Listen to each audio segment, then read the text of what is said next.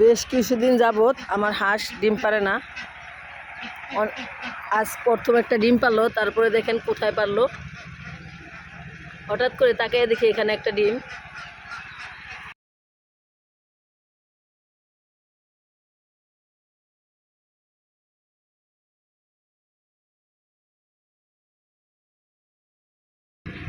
মাশাআল্লাহ, পায়রা ভাঙিও ফেলছে।